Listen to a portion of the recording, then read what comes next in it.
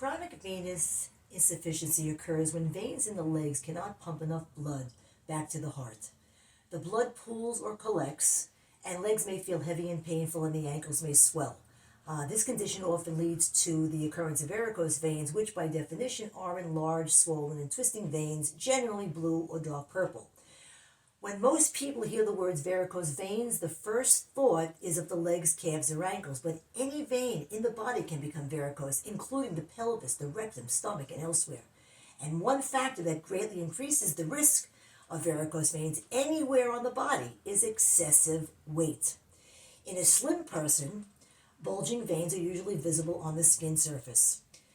However, swollen veins in the obese are not visible on the skin surface due to excess fat. Basically, they're hiding under layers of fat. What this means is that the discomfort and heaviness of the legs, which are symptoms of leaking veins, are almost always initially attributed to the obese person's weight problem itself rather than the possibility of a varicose vein.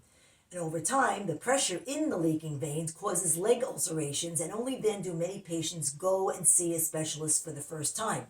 So basically, a slim person with varicose veins will know about that condition early on.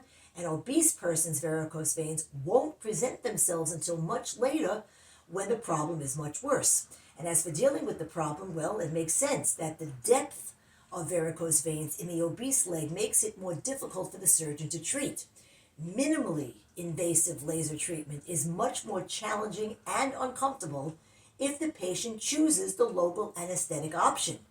On the other hand, giving overweight and obese patients a general anesthetic carries a much greater risk.